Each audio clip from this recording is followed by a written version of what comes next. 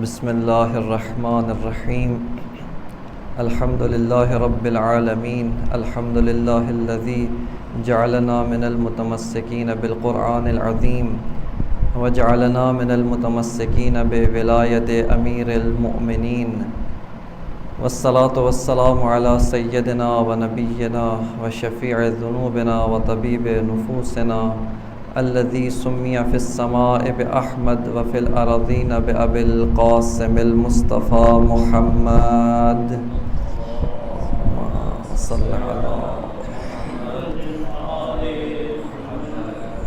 وعلى آله الطيبين الطاهرين المعصومين واللعنة الدائمة على أعدائهم من الآن إلى قيام يوم الدين. اما بعد فقد قال اللہ تبارک و تعالی فی کتابہ المجید و فرقانہ الحمید و قولہ الحق وهو اصدق الصادقین. اعوذ باللہ من الشیطان الرجیم. احسب الناس ان یترکوا ان یقولوا آمنا وهم لا یفتنون لقد فتنا الذین من قبلهم وليعلمن اللہ الذین صدقوا وليعلمن الکاذبین. درود پڑھیے محمد و آل محمد پر.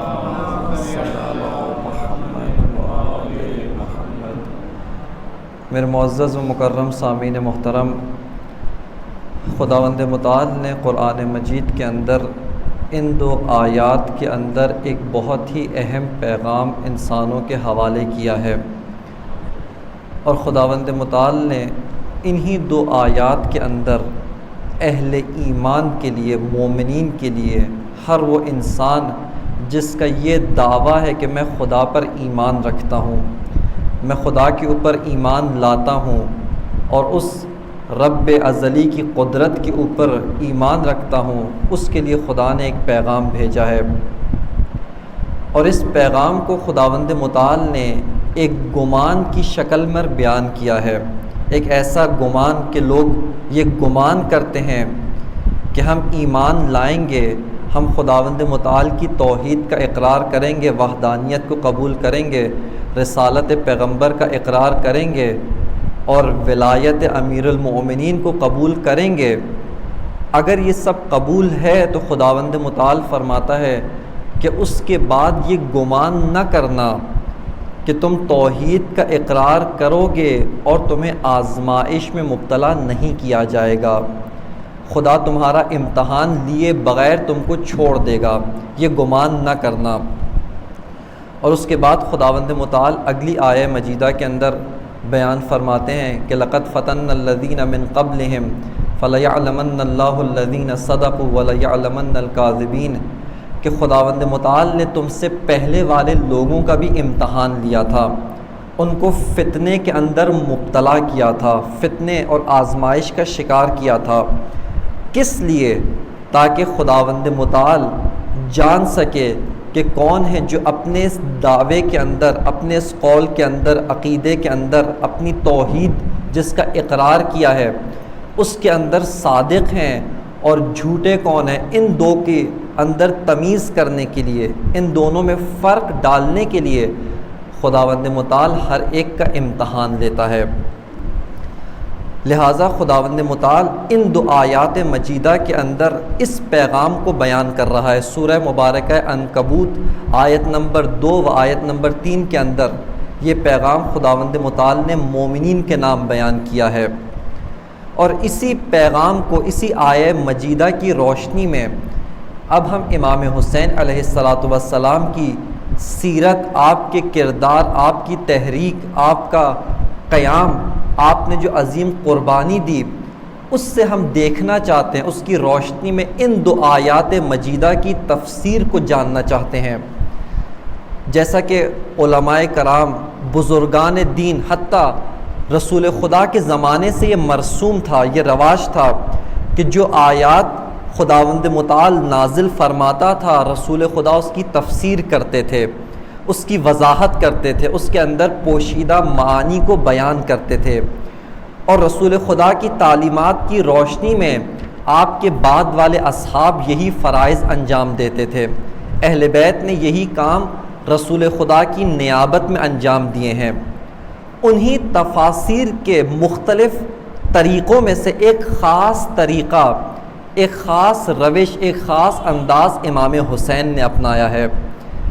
آج تک آپ نے تفسیر جہاں سنی کہ درس تفسیر قرآن ہے، ہمارے ذہنوں میں یہ تصور آتا ہے کہ کوئی شخص جس نے قرآن پڑھا ہے، قرآن کا مطالعہ کیا ہے، قرآن کو سمجھا ہے، اس کے معنی کو جانتا ہے، آئے گا، آ کر ان معانی کو کہ جس کو جانتا ہے بیان کرے گا، ان معانی کو کھولے گا، ان معانی کی وضاحت کرے گا۔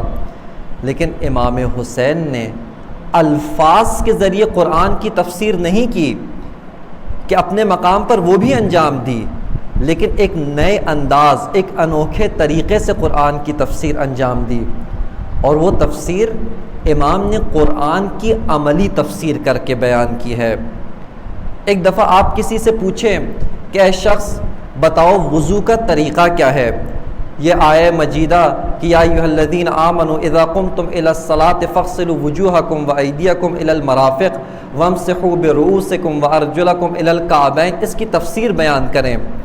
وہ شخص آتا ہے، کہتا ہے کہ اے ایمان والوں، اے مومنین، بس اس آیہ مجیدہ کا پہلا خطاب ایمان والوں کو ہے، جو ایمان والا نہیں یہ آیت اس سے کوئی پیغام نہیں رکھتی، اس کو کچھ نہیں کہتی ہے، اس کے لیے دوسری آیات ہیں، دوسرے پیغامات ہیں۔ اس کے بعد اگلا نقطہ اس آیہ مجیدہ کے اندر ہے کہ اذا قمتم الی الصلاۃ، جب تم نماز کی جانب اٹھنے کا ارادہ کرو، کھڑے ہونا چاہتے ہو، نماز پڑھنا چاہتے ہو، تو اس کے بعد آیہ مجیدہ بیان کرتی ہے کہ فاغسلوا وجوہکم، اپنے چہرے کو دھو۔ اب یہ شخص بیان کرے گا کہ دھونا کسے کہتے ہیں۔ آپ پانی چلو میں لے کر اپنے سر کے بالوں سے ڈالیں اور نیچے تھوڑی تک لائیں، اس کو دھونا کہتے ہیں۔ اور پانی ڈالنا ہے، پانی کو مس نہیں کرنا، یعنی ہاتھ گیلا کر کے صرف چہرے پہ پھیرنا کافی نہیں ہے، بلکہ چہرہ دھونا ہے، لمبائی کتنی ہو، چوڑائی کتنی ہو۔ یہ آیہ مجیدہ کا ایک حصے کی آپ نے تفسیر کی۔ پھر اس کے بعد آیہ اگلا فرماتی ہے کہ دوسرا حصہ کہ آپ نے وَفَغْسِلُوا وُجُوهَكُمْ وَأَيْدِيَكُمْ إِلَى الْمَرَافِقِ، کہ آپ نے اپنے ہاتھوں کو دھونا ہے، کوہنیوں تک دھونا ہے۔ اب آیا ہاتھوں کو اس طرح سے دھونا ہے کہ پانی چلو میں لے کر اوپر کی طرف لے جانا ہے، جیسا ہمارے برادران اہل سنت یہ طریقہ اختیار کرتے ہیں، یا نہیں آپ نے پانی کوہنی سے ڈال کر نیچے تک لانا ہے۔ یہ تفسیر قرآن ہو رہی ہے، یہ اس آیہ مجیدہ کی تفسیر ہے۔ اس کے بعد اگلا حصہ آیہ کا کہتا ہے کہ آپ نے سر کا مسح کرنا ہے، مسح کرنا ہے۔ خوب سر کو دھونا نہیں ہے، چلو لے کر پانی کا سر کے اوپر نہیں ڈالنا، بلکہ وہی گیلا ہاتھ جو ہاتھ دھوتے ہوئے، بازو دھوتے ہوئے ہاتھ گیلا ہو گیا، اس کو سر کے اوپر پھیرنا ہے۔ کس حصے پر پھیرنا ہے؟ پورے سر کا مس کرنا ہے یا سر کے ایک حصے کا مس کرنا ہے؟ اور چوتھا حصہ آیت کا کہ آپ نے پاؤں کا مسح کرنا ہے۔ بس یہ اس آیہ مجیدہ کی ایک تفسیر ہے، اس آیہ مجیدہ کی وضاحت ہے کہ ہم آ کر اس آیت کو لفظ بلفظ اس میں غور کیا، اس کے معنی کو دیکھا، اس کے معنی کو سمجھا اور بیان کیا۔ یہ قرآن مجید کی تفسیر کا ایک انداز ہے، لیکن ایک مرتبہ قرآن کی تفسیر اس طرح سے کرتے ہیں، اسی آیت کی، کہ وہ شخص زبان سے کچھ نہ کہے، کوئی لفظ ادا نہ کرے، کچھ نہ کہے، بلکہ آ کر پانی لے کر عملی طور پر ایک ایک مرحلہ انجام دے کر اس آیہ مجیدہ کی تفسیر بیان کرے، کہ رسول خدا نے بھی اپنی زندگی میں ایک ایک عمل کر کے دکھایا۔ بس یہ قرآن مجید کی عملی تفسیر ہے، یہ لفظی تفسیر نہیں ہے، یہ کتابی تفسیر نہیں ہے، بلکہ یہ اپنے کردار کے ذریعے، اپنی گفتار کے ذریعے سے قرآن مجید کی تفسیر کرنا ہے۔ اور حدیث مبارکہ ثقلین کے اندر جہاں رسول اللہ نے فرمایا کہ قرآن و اطرت دونوں اکٹھے ہیں، یہ ایک دوسرے سے کبھی جدا نہیں ہوں گے، یہ اسی وجہ سے ہے کہ اگر محمد و آل محمد کے کردار کو لکھا جائے تو قرآن بنتا ہے، اور اگر قرآن کو عملی شکل دے کر انسانی شکل میں ڈھال دیا جائے تو محمد و آل محمد بن جاتے ہیں۔ صلی اللہ علیہ وسلم۔ بس یہ دونوں ایک دوسرے سے کبھی جدا نہیں ہو سکتے ہیں. یہ قرآن کی عملی تفسیر ہے. اسی طرح یہ آیہ مجیدہ سورہ مبارکہ عنکبوت کی آیت نمبر 2 و آیت نمبر 3 کیا حسب الناس ان یترکوا ان یقولوا آمنا وهم لا یفتنون، کہ کیا لوگوں نے یہ گمان کیا ہے، یہ خیال کیا ہے، یہ تخیل کیا ہے کہ وہ کہیں گے کہ ہم ایمان لائے اور خداوند متعال ان کو چھوڑ دے گا، ان کا امتحان نہیں لے گا، ان کی آزمائش نہیں ہوگی، ان کو امتحانوں میں، ان کو فتنے میں مبتلا نہیں کیا جائے گا. اور اس کے بعد آیہ مجیدہ فرماتی ہے کہ لقد فتنا الذین من قبلہم، کہ ہم نے آپ سے پہلے والوں کا بھی، ان لوگوں سے پہلے والوں کا بھی امتحان لیا. کیوں امتحان لیا؟ فَلْيَعْلَمَنَّ اللَّهُ الَّذِينَ صَدَقُوا، تاکہ جو صادقین ہیں، جو سچے ہیں، وہ الگ ہو جائیں. وَلَيَعْلَمَنَّ الْكَاذِبِينَ، اور جھوٹے الگ ہو جائیں. اس آیہ مجیدہ کی روشنی کے اندر ہر ایک انسان کا امتحان ہوگا. کوئی ایسا انسان، کوئی ایسا، ہاں مگر ایک راستہ ہے. اگر امتحان سے بچنا چاہتے ہیں تو اس کا ایک ہی راستہ ہے، اور وہ راستہ یہ ہے کہ آپ توحید کے دائرے سے باہر نکل جائیں. کیونکہ آیہ مجیدہ کہتی ہے کہ ان یقولوا آمنا، جو اقرار کرے ایمان کا اس کے بعد امتحان ہوگا. لیکن اگر کوئی انسان پہلے مرحلے میں اس امتحان سے بچنا چاہتا ہے، توحید کے دائرے سے باہر چلے جاؤ، اب کسی چیز کا امتحان نہیں ہوگا. چونکہ امتحان ہوتا ہے دعوے کی سچائی کو جاننے کے لیے، دعوے کی سچائی کو پرکھنے کے لیے امتحان ہوتا ہے. لہٰذا اگر آپ نے کوئی دعویٰ کیا ہی نہیں، آپ سرے سے باہر نکل گئے، آپ شروع سے ہی الگ ہو گئے، یہاں پر اب آپ کی سچائی کو جاننا ضروری نہیں ہے. آپ نے کوئی دعویٰ ہی نہیں کیا، آپ نے کسی چیز کا ایمان، عقیدے کا اظہار ہی نہیں کیا ہے. پس امتحان و فتنہ خداوند متعال کی سنت ہے، جس سنت میں کبھی تبدیلی رونما نہیں ہوگی. اسی مناسبت سے ہم نے اسی آیہ مجیدہ کی روشنی میں جو ان چند روزہ آپ کی خدمت میں ہے، موضوع اس سلسلہ گفتگو کا کہ فتنوں کے دور میں راہ نجات امام حسین علیہ السلام ہیں، یہ موضوع گفتگو ہے. اور اس کی روشنی میں فتنے کو سمجھنا ہے کہ فتنہ کہتے کسے ہیں، فتنے کا معنی کیا ہے، فتنہ کیسے آتا ہے، معاشرے کے اندر کیسے پھیلتا ہے، کس طریقے سے معاشرے کو اپنی لپیٹ میں لیتا ہے، اور کس طرح سے معاشرے کو تہ و بالا کر دیتا ہے، زیر و زبر کرتا ہے. چونکہ انسان کی سعادت و شقاوت، اس کا دار و مدار اسی کے اوپر ہے. آپ اگر غور کریں، ایک آندھی طوفان اس علاقے کو اپنی لپیٹ میں لے، ایک خدا نخواستہ جیسے بہت سارے علاقوں میں آتا ہے، طوفان آتا ہے، بالخصوص وہ علاقے جو ساحلی ہوتے ہیں، جو دریا کے کنارے ہوتے ہیں، وہاں پر بڑے بڑے طوفان آتے ہیں. یہ طوفان جب آتا ہے اپنی لپیٹ میں مکمل علاقے کو لیتا ہے، ہر چیز کو تہ و بالا کر دیتا ہے، پورا علاقہ زیر و زبر ہو جاتا ہے، اس کے گھر زمین بوس ہو جاتے ہیں.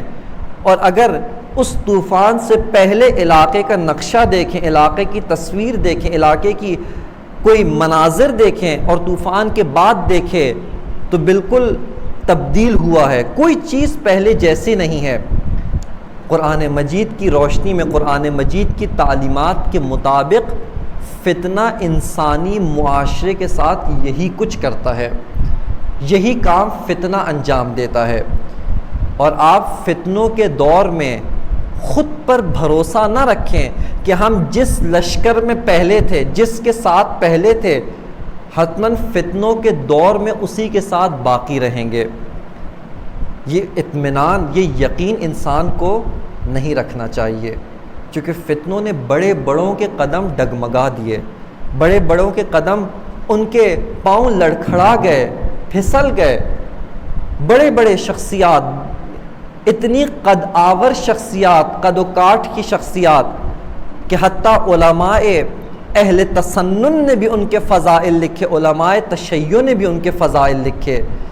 لیکن افسوس کے ساتھ فتنے کا شکار ہو کر عاقبت بخیر نہیں ہوئے، اپنی عاقبت نہیں بچا سکے، اپنی دنیا و آخرت دونوں کا خسارہ مول لیا۔ دنیا میں کیوں خسارہ؟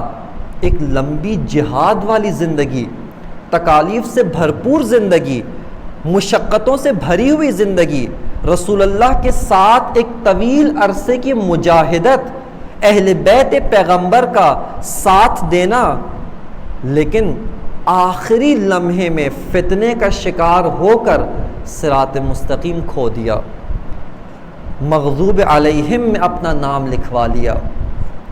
لہٰذا دنیا میں بھی خسارہ اور آخرت کا بھی خسارہ مول لیا۔ اگر ایک شخصیت کا نام لوں اور بات آگے لے چلوں، صحابی پیغمبر، جلیل القدر صحابی پیغمبر جناب زبیر ابن عوام، اور رسول خدا کے ساتھ ایک رشتہ داری بھی رکھتے ہیں۔ اس کے علاوہ جب رسول خدا کی رحلت کے بعد وہ ماجرا پیش آتا ہے سقیفہ کا، اس میں ان چند افراد میں کہ جو امیر المومنین علی کا ساتھ دیتے ہیں، جو خلیفہ اول کی خلافت کو قبول نہیں کرتے ہیں شروع میں، ان میں سے ایک زبیر ابن عوام ہے۔ اس قدر جلیل القدر شخصیت، جب سب نے وہ رسول خدا کا تاریخی پیغام بھلا دیا، غدیر خم کا واقعہ بھلا دیا، رسول خدا کی وہ ساری تاکیدات فراموش کر دیں، اس موقع پر جناب زبیر ابن عوام ثابت قدم رہے۔ اس طرح ایک لمبی زندگی گزاری، امیر المومنین کا ساتھ دیا۔ جب حضرت کے گھر پر مدینے میں حملہ ہوتا ہے اور وہ دروازے والا واقعہ پیش آتا ہے، اس وقت اس گھر کے اندر جو شخصیات موجود تھیں ان میں سے ایک زبیر ابن عوام تھے۔ جب حضرت سیدہ کی حد کی حرمت کرتے ہیں، ان میں سے ایک شخصیت جو اس وقت گھر میں تھی جناب زبیر ابن عوام تھے۔ اور تاریخ نے لکھا، یہ مختلف کتابوں نے نقل کیا ہے کہ امام نے سکوت کیا، امام نے تلوار نہیں نکالی، لیکن زبیر سے وہ منظر برداشت نہیں ہوا، تلوار نکال کر آ گئے سیدہ کے دفاع میں کہ دشمنوں نے ان کو کمزور کیا، تلوار لے کر توڑ دی اور اسیر کر لیا۔ بس اس قدر پائے کی شخصیت، جلیل القدر شخصیت، امام علی کی بیعت کرنے والوں میں جب چوتھا خلیفہ بنایا گیا، چوتھے خلیفے کے طور پر امام علی منصب خلافت پر فائز ہوئے، بیعت کرنے والے شخصیات میں ایک شخصیت، پہلی شخصیت زبیر ابن عوام تھے۔ لیکن ایک فتنہ اٹھا، اس فتنے کا شکار ہو کر علی کے مقابلے میں آ گئے، علی کے سامنے آ گئے، علی کے مقابل لشکر میں آ گئے۔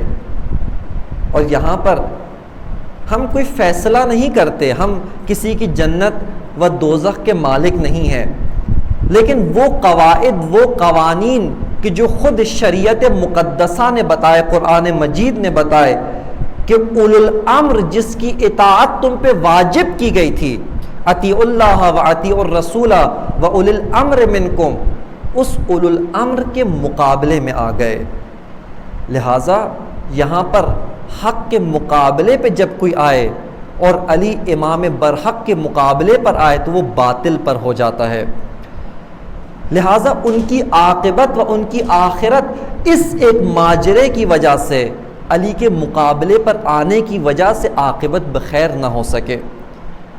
بس فتنہ یہ کام انجام دیتا ہے، فتنے ہر چیز کو تہ و بالا کر دیتا ہے، ہر چیز کو اٹھا کر پلٹ دیتا ہے۔ اور ہم بعض اوقات ہمارے ذہنوں میں یہ سوال آتا ہے، بہت ساری شخصیات، چاہے موجودہ شخصیات ہوں یا تاریخی شخصیات ہوں، ان کے بارے میں سنتے ہیں کہ فلاں صحابی کا بیٹا، جیسے آج کے زمانے میں کہوں فلاں آیت اللہ العظمیٰ، فلاں آیت اللہ کا بیٹا، فلاں بڑی شخصیت، فلاں علامہ، فلاں فہامہ، اتنی بڑی شخصیت، انہوں نے یہ غلطی کیوں کی، ان سے یہ کام کیوں انجام پایا۔ یہ فتنے کی خاصیت ہے کہ ہر چیز کو تہ و بالا کر دیتی ہے، ہر چیز کو اپنے مقام سے ہٹا کر کہیں اور پھینک دیتی ہے، کہیں اور رکھ دیتی ہے۔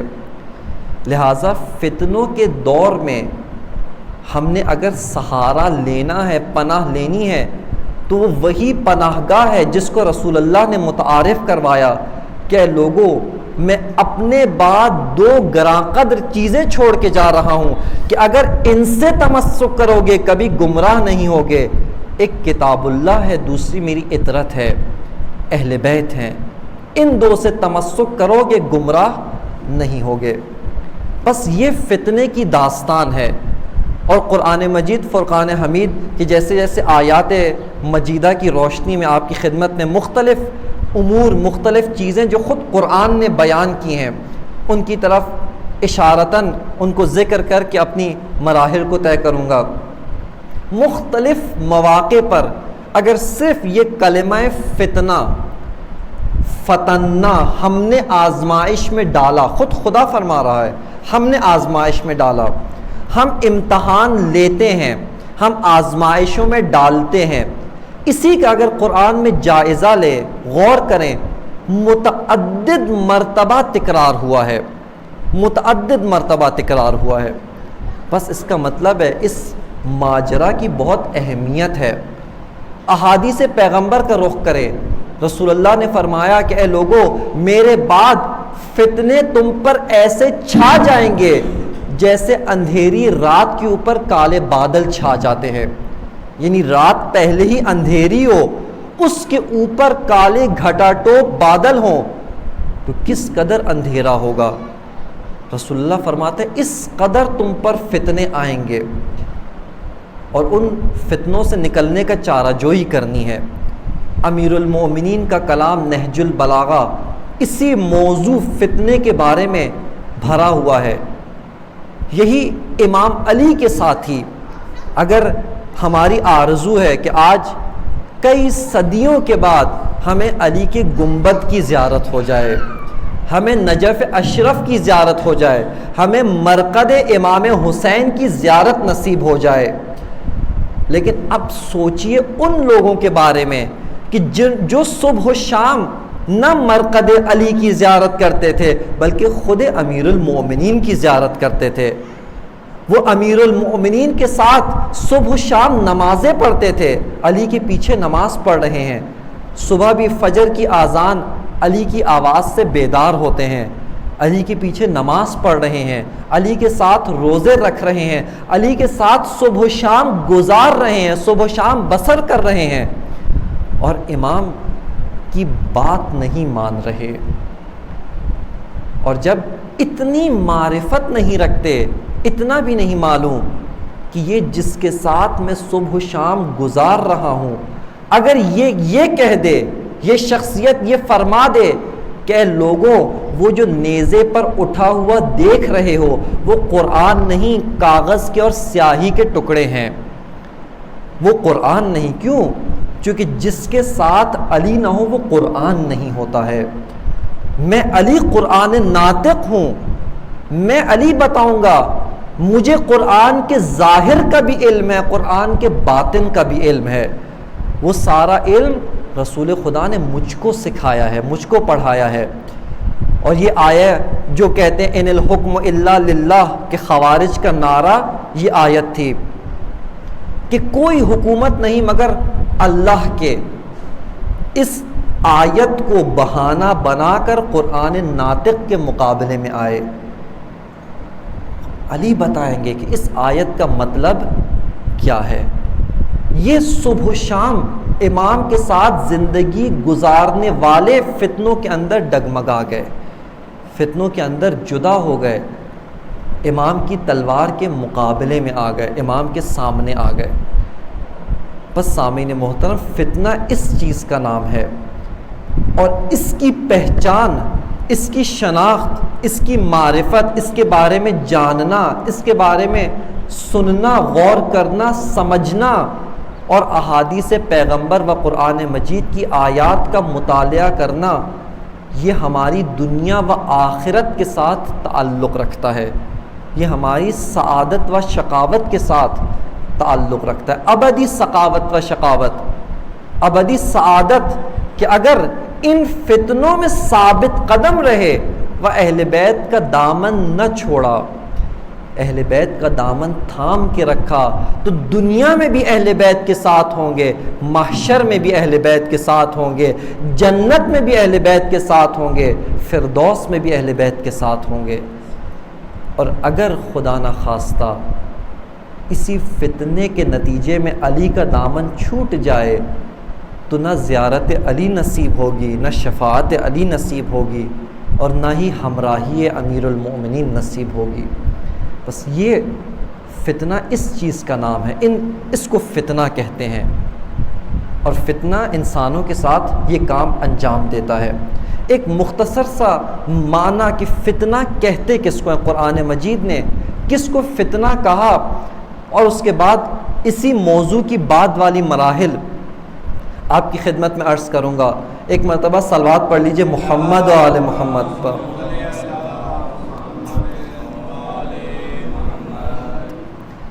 قرآن مجید نے یہ جو کلمہ استعمال کیا ہے فتنہ، ایک مرتبہ ہم اپنی روزمرہ کی زندگی میں بہت ساری چیزوں کو فتنہ کہتے ہیں۔ عموماً بعض جو باذوق لوگ ہوتے ہیں، باذوق معاشرے ہوتے ہیں، ہر انوکھی چیز کو فتنہ کہتے ہیں۔ یا حتیٰ وہ بچے، چونکہ بچے بھی مختلف طرح کے ہوتے ہیں، بعض بالکل ساکت خاموش طبیعت کے مالک ہوتے ہیں، بولتے نہیں ہیں، شرارت نہیں کرتے، لیکن بعض بچے بہت شرارتی ہوتے ہیں، بہت تیز ہوتے ہیں، ہر وقت کوئی نئی چیز کرتے رہتے ہیں۔ عموماً معاشرے میں تنزیہ طور پہ ان بچوں کو بھی فتنہ کہا جاتا ہے کہ فلاں بچہ فتنہ ہے، یعنی بہت شرارتی ہے۔ یہ ہمارے علاقائی معنی ہیں، یہ قرآنی معنی نہیں ہیں۔ قرآن کس چیز کو فتنہ کہتا ہے؟ عربی زبان کے اندر کس چیز کو فتنے سے تعبیر کیا گیا ہے، فتنہ کہا گیا ہے؟ قرآن مجید کی اصطلاح میں اور عربی زبان کے اندر عرب لوگ جب کسی چیز کو آگ سے جلاتے تھے، آگ کے ذریعے حرارت دیتے تھے تاکہ وہ جو چیز ہے، ملاوٹ والی چیز ہے، اس میں سے کھرے کو کھوٹے سے الگ کر سکے۔ جیسا کہ سونا، زمین سے معدنیات جو نکلتے ہیں، سونا نکلتا ہے، یہ سونا ناخالص ہوتا ہے، اس میں بہت ساری اور چیزیں ملی ہوئی ہوتی ہیں، اور اگر اسی شکل میں سونا باقی رہے تو یہ سونا ہمارے لیے قابل استفادہ نہیں ہے، ہم اس کو استعمال نہیں کر سکتے۔ آپ نہ سونے کے زیورات، یہ جو زمین سے نکلا ہوا سونا، اس کے زیورات نہیں بنا سکتے، اس میں مٹی بھی ملی ہوئی ہے، اس میں پتھر بھی ملا ہوا ہے، بہت ساری چیزیں ملاوٹ ہوئی ہوئی ہیں۔ اب اس سونے کو استعمال کرنے کے لیے خالص بنانا ضروری ہے۔ یہاں پر اس سونے کو خالص بنانے کے لیے آگ سے جلایا جاتا ہے، حرارت دی جاتی ہے، آگ کی بھٹی میں ڈالا جاتا ہے تاکہ وہ جو ملاوٹ ہے، جو ناخالص اجزاء ہیں، وہ سب کے سب اس سونے سے الگ ہو جائے اور خالص سونا باقی رہ جائے۔ اس عمل کو، آگ کے ذریعے جلانے کو فتنہ کہا جاتا ہے۔ عرب لغت کے اندر اس کو فتنہ کہتے ہیں۔ اسی سے قرآن مجید نے اس لفظ کو انسان کی آزمائش و امتحان کے لیے استفادہ کیا ہے۔ غور کیجئے گا، توجہ رکھیے گا۔ ایک انسان ہے، اب ہمارے درمیان بہت سارے لوگ بیٹھے ہیں، یا جیسا اگر ایک چیز اعلان کیا جائے، ابھی اعلان آپ کرا دیں کہ یہاں پر فلاں جگہ کھانا تقسیم ہو رہا ہے، آپ دیکھیں گے پورا ہجوم آ جائے گا، لیکن اس سے پہلے ایک امتحان رکھ دیں، ایک آزمائش رکھیں کہ جو انسان نماز فجر اول وقت پڑھے گا یا جس نے آج پڑھی ہوگی فقط اس کو کھانا ملے گا۔ یہ آپ نے امتحان رکھ دیا، کیوں؟ تاکہ جو واقعاً مومنین مستحق لوگ ہیں وہ غیر مستحق لوگوں سے جدا ہو جائیں، الگ ہو جائیں۔ یہ ایک آزمائش کی، ہم نے امتحان لیا تاکہ کھرے کھوٹے سے الگ ہو جائیں۔ یا اس کے علاوہ بہت سے لوگوں نے ایمان کا دعویٰ کیا، بالخصوص شیعیان اہل بیت ہر دور میں مظلوم رہے ہیں، ہر دور میں سختیوں کا شکار رہے ہیں، ہر دور میں مشکلات و مصائب کا شکار رہے، مصائب کا سامنا کرتے رہے ہیں۔ کیوں؟ کہ جب دعوی حب اہل بیت کیا ہے، ولائے اہل بیت کا دعویٰ کیا ہے، اب خدا امتحان لے گا کہ بتاؤ اپنے دعوے میں سچے ہو یا اپنی نوکری، اپنے منصب، اپنے مقام کو بچانے کی خاطر اہل بیت کا دامن چھوڑ دو گے، اہل بیت کا ساتھ چھوڑ دو گے۔ بس خالص اور ناخالص میں جدائی کے لیے خدا امتحان دیتا ہے، آزمائش میں مبتلا کرتا ہے، اس انسان کو بھٹی میں ڈالتا ہے، ایک امتحانوں کی بھٹی میں، امتحانوں کی آگ میں ڈالتا ہے، تاکہ یہ معلوم ہو کہ ابو ذر کون ہے، سلمان فارسی کون ہے اور دوسرے کون ہیں۔ ابو ذر اور سلمان میں اور دوسروں میں فرق ڈالنے کے لیے خداوند متعال امتحان لیتا ہے۔ اور میں یہاں پر کہتا چلوں کہ اگر خیبر کا دروازہ آسانی سے کھل جاتا تو معلوم نہ ہوتا کہ کرار غیر فرار کون ہے جو میدانوں میں قدم رکھے تو اس طرح قدم رکھے کہ دشمن کے سامنے بھاگتا نہیں ہے، کرار غیر فرار ہے، اور وہ کون ہے جو میدان میں دشمن سے بھاگ جاتا ہے۔ اس کو جاننے کے لیے خدا امتحان لیتا ہے۔ ایک لقب امیر المؤمنین امام المتقین علی ابن ابی طالب علیہ السلام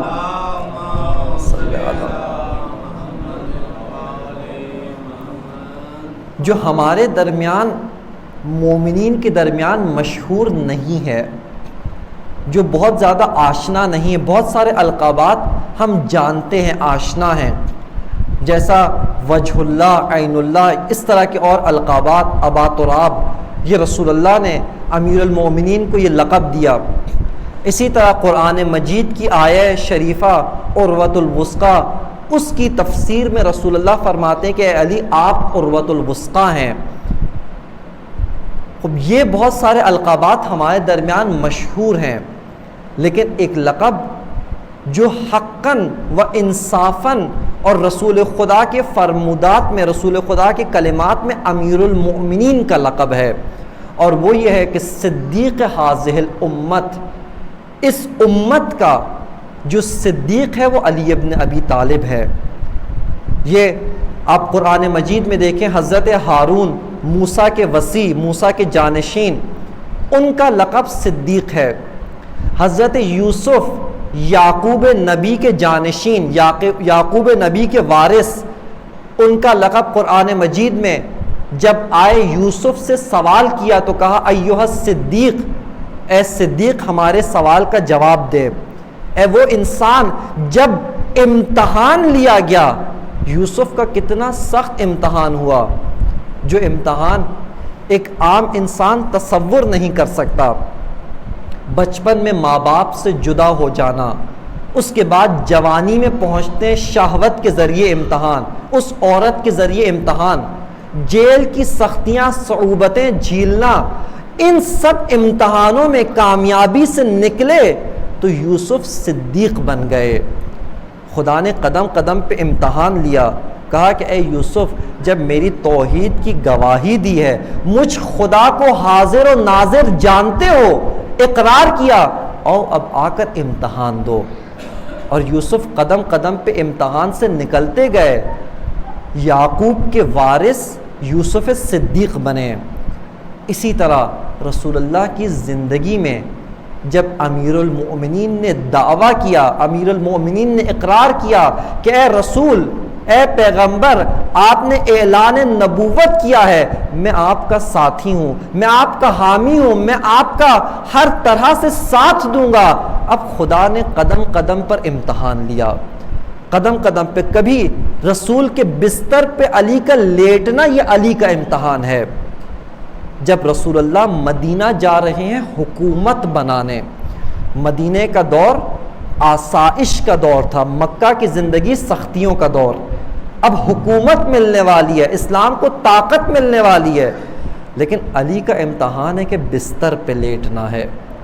اس کے بعد ہر جنگ میں امتحان دیا اور کامیابی کے ساتھ جب امتحان سے باہر نکلے تو امت رسول کا صدیق علی ابن ابی طالب بن گئے۔ لہٰذا اس امت کا صدیق جس کو کہا گیا وہ علی ابن ابی طالب ہے۔ کیوں؟ امتحانوں میں قدم رکھا، پہلے رسول کی حمایت کا اعلان کیا، اعلان کرنے کے بعد امتحانوں میں قدم رکھ کے کامیابی سے باہر نکلے، صدیق اعظم بن گئے، صدیق اکبر بن گئے۔ بس خداوند متعال انسانوں کا امتحان لیتا ہے، کیوں؟ تاکہ کھرے کو کھوٹے سے الگ کرے۔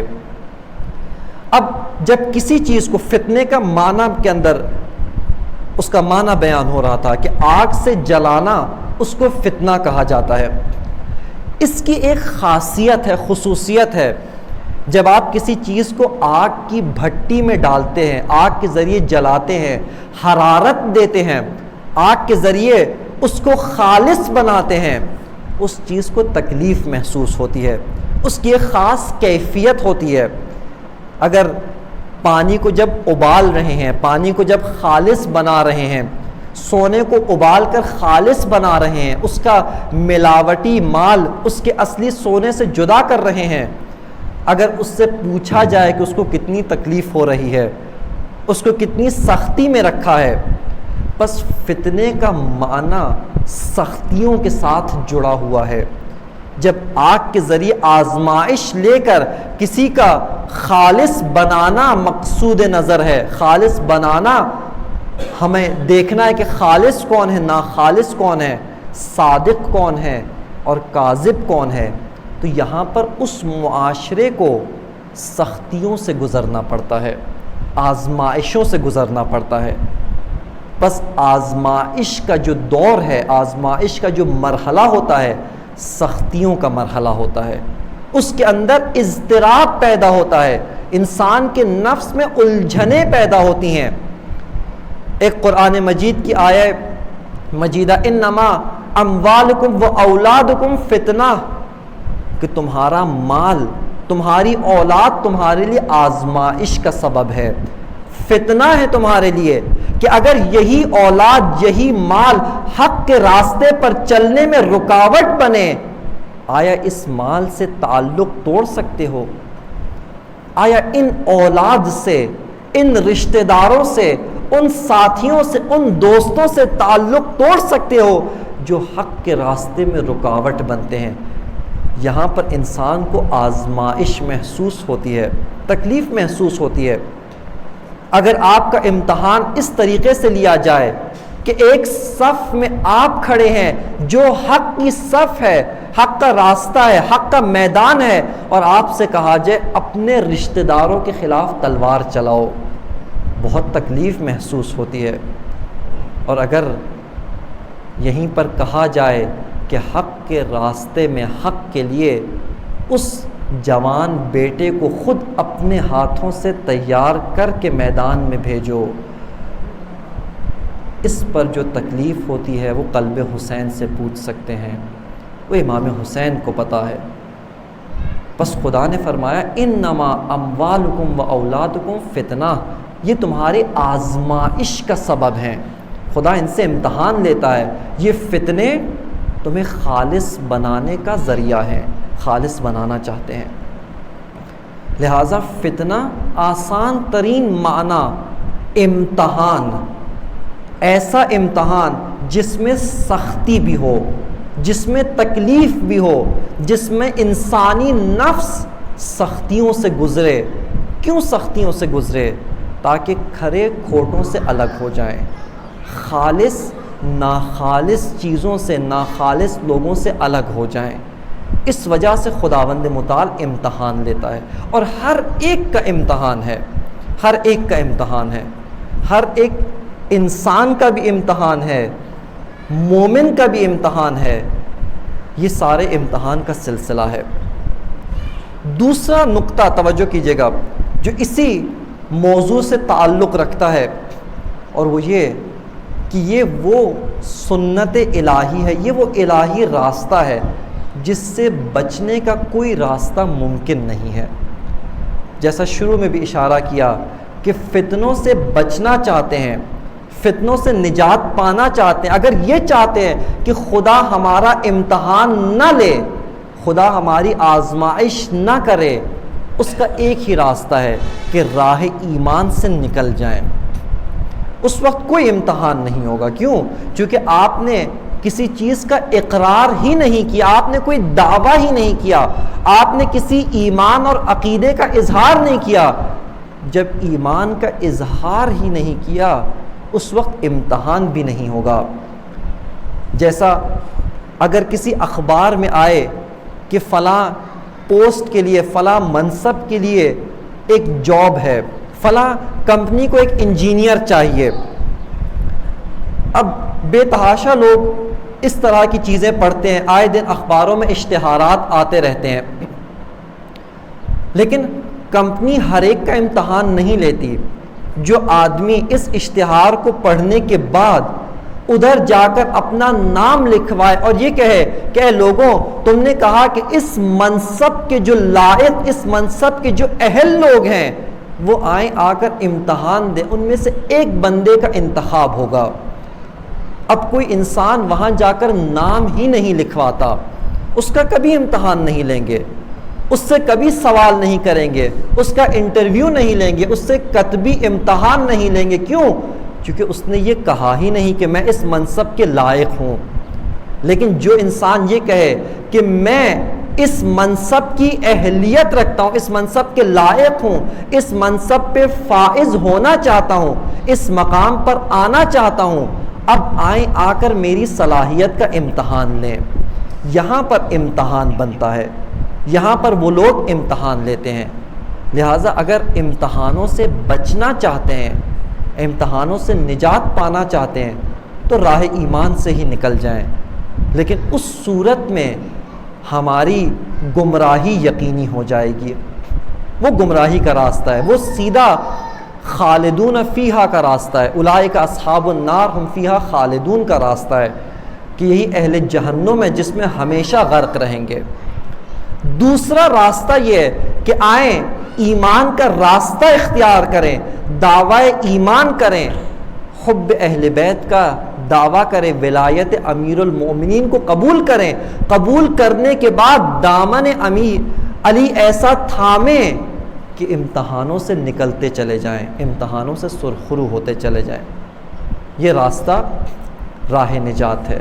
ایک شخص امیر المؤمنین کے پاس آتا ہے، روایت کہتی ہے کہ آ کر اس نے ایک دعا مانگی، اللہم انی اعوذ بک من الفتنہ، کہ اے خدایا میں فتنے سے تیری پناہ مانگتا ہوں۔ امام علیہ السلام نے فرمایا اراک تتعوذ من مالک و ولدک، کہ میں دیکھ رہا ہوں تم اپنی اولاد اور اپنے مال ان سے پناہ مانگ رہے ہو، کیوں؟ فرمایا قرآن مجید میں خدا نے فرمایا کہ انما اموالکم و اولادکم فتنہ، تمہارا مال، تمہاری اولاد یہ آزمائش کا ذریعہ ہے۔ پھر اس نے کہا کہ یا علی، اگر یہ دعا مانگنا ٹھیک نہیں ہے کہ خدا میرا امتحان نہ لے تو میں کیا دعا مانگوں، میں کیسے دعا مانگوں؟ امام نے فرمایا یہ دعا مانگو، اللہم انی اعوذ بک من مضلات الفتن، اے خدایا مجھے فتنوں میں گمراہ ہونے سے بچا، میرا امتحان لے، میری آزمائش کر، مجھے سختیوں میں ڈال، مجھے امتحانوں میں ڈال، لیکن امتحانوں میں گمراہ ہونے سے بچا لے، امتحانوں میں گمراہ ہونے سے محفوظ رکھ۔ بس سامعین محترم، یہ خداوند متعال کی اٹل سنت ہے، اور خداوند متعال نے جب اپنے اولیاء کا امتحان لیا، انبیاء کا امتحان لیا، ہر نبی کا امتحان ہوا۔ حضرت آدم کا امتحان وہ شجرہ ممنوعہ تھا، وہ درخت تھا کہ اے آدم اس درخت کے پاس آپ نے نہیں جانا ہے۔ حضرت نوح کا امتحان ان کے بیٹے کے ذریعے سے ہوا، اپنی قوم کے ذریعے بھی امتحان ہوا، بیٹے کے ذریعے بھی امتحان ہوا۔ ابراہیم کا امتحان اسماعیل کے ذریعے سے ہوا، اسماعیل کا امتحان ابراہیم کے ذریعے سے ہوا۔ مختلف امتحانات، اسی طرح موسیٰ کا امتحان بہت ساری چیزوں سے ہوا، ہارون کا امتحان ہوا، رسول اللہ کا خدا نے امتحان لیا۔ مختلف مواقع پر امتحان دیا، اور بہت شدید امتحانات جس کو آج ہم تصور بھی نہیں کر سکتے۔ شیب ابی طالب کسے کہتے ہیں اس کو سوچ بھی نہیں سکتے۔ ایک کھجور پر 10 افراد ایک پورا دن گزاریں، اور نہ فقط ایک دن، 3 سال اس طرح زندگی گزاریں، اس کو شیب ابی طالب کہتے ہیں۔ یہ رسول اللہ، رسول کے ساتھیوں کا امتحان۔ امیر المومنین علی کا امتحان۔ علی کا امتحان کیا تھا؟ علی کا امتحان یہ تھا کہ اے علی، اپنی آنکھوں کے سامنے اپنی میراث لٹتے ہوئے دیکھنا ہے، اپنی آنکھوں کے سامنے آپ کی زوجہ رسول کی بیٹی کی حد کے حرمت ہوتے دیکھنا ہے، لیکن علی تلوار نہیں نکالنی، یہاں پر بولنا کچھ نہیں ہے، رسول کی امت کی ہدایت کے لیے اے علی زبان نہیں کھولنی۔ یہ علی کا امتحان تھا، بہت سخت امتحان تھا۔ انسان اپنے اوپر سب کچھ برداشت کر لیتا ہے، لیکن اپنی ناموس پر انسان کچھ برداشت نہیں کرتا۔ یہ علی کا امتحان تھا، امیر المومنین کا امتحان تھا۔ امام حسن کا امتحان ہوا، اور حسین سید الشہداء کا امتحان ہوا۔ امام حسین کا کیا امتحان تھا؟ امام حسین کا بھی بہت سخت امتحان، بہت شدید امتحان۔ مختلف طریقوں سے سید الشہداء کا امتحان ہوا۔ اپنے بیٹوں کو، اپنے رشتہ داروں کو خود حسین تیار کرے، علی اکبر کے سر پہ امامہ باندھے، علی اکبر کے سر پہ خود جنگی ٹوپی رکھے، اور اس کے بعد اپنی زندگی بھر کی کمائی اٹھا کر میدان میں بھیج دے۔ یہ حسین کا امتحان تھا۔ اور اس کے بعد حسین کا ایک اور امتحان کیا تھا کہ وہی کڑیل بیٹا جب آ کر ساقی کوثر سے پانی مانگے، اور وہ باپ بیٹے کو پانی نہ دے سکے، یہ حسین کا امتحان تھا۔ علی اکبر کی لاش اٹھا کر لانا، یہ حسین کا امتحان تھا۔ اور حسین کا امتحان عصر عاشور ختم ہو گیا، جب امام حسین کو شہید کیا گیا، عصر عاشور امام حسین کا امتحان ختم ہو گیا۔ اس کے بعد سیدہ زینب کا امتحان شروع ہوتا ہے۔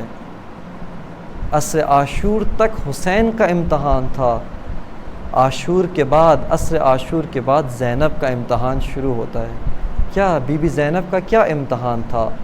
بی بی زینب کا امتحان یہ ہے کہ میدان کے اندر گودال میں دیکھ رہی ہے کہ بھیا کے سینے پر شمر چڑھا ہوا ہے، پشت گردن سے وار کرے جا رہا ہے، اور پھر فرزند رسول خدا نواسہ پیغمبر حسین ابن علی ایڑیاں رگڑ رہے ہیں۔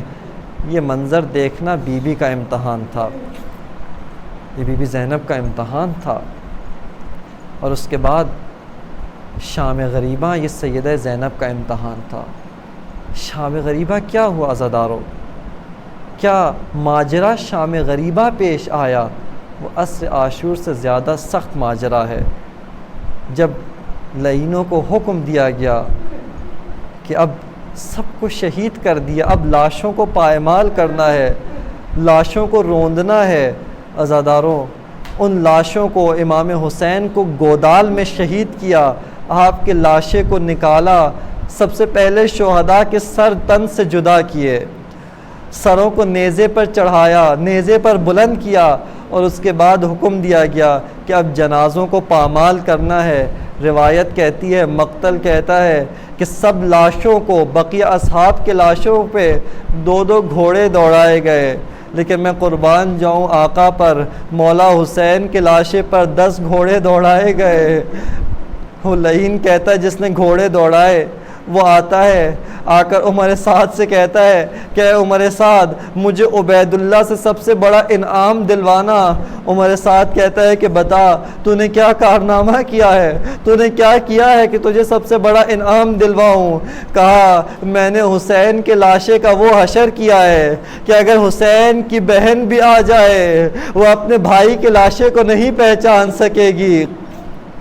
اور عزاداروں یہی ہوا کہ جب بی بی زینب مولا کے لاشے پر آتی ہے، آ کر پوچھتی ہے اخی انت اخی حسین، اے بتا کیا تو میرا بھائی حسین ہے؟ یہ بی بی زینب کا امتحان تھا۔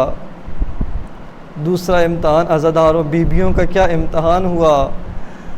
روایت کہتی ہے، مقتل کہتا ہے کہ جب سب شہید ہو گئے، امام حسین بھی شہید ہو جاتے ہیں، اس کے بعد لعینوں نے خیمے کو لوٹنا شروع کیا، خیموں پہ آگ لگانا شروع کی۔ بیبیاں جان بچانے کے لیے ایک خیمے سے دوسرے خیمے میں جاتی، دوسرے خیمے میں آگ لگتی، تیسرے خیمے میں جاتی، چوتھے خیمے میں جاتی، پھر آ کر مولا سجاد سے پوچھتی ہے کہ اے امام، اے وقت کے امام، آپ بتائیے لعینوں کے سامنے خیمے سے باہر چلے جائے یا جل کر راکھ ہو جائیں؟ یہ بیویوں کا امتحان تھا۔ بس عزاداروں ایک روایت سننا، بی بی فاطمہ صغرا کہتی ہے کہ جب خیموں سے باہر آئے، لعینوں نے خیموں کو آگ لگایا، ہماری چادریں لوٹنا شروع کی۔ یہ لعین چادر ہاتھوں سے نہیں اتارتے تھے بلکہ چادر نیزے کی نوک سے کھینچتے تھے۔ کہا کہ ایک لعین میرے پیچھے نیزہ لے کر گھوڑا دوڑا رہا تھا، میں اپنی چادر بچا رہی تھی، لیکن بالآخر اس لعین نے میری چادر چھین لی۔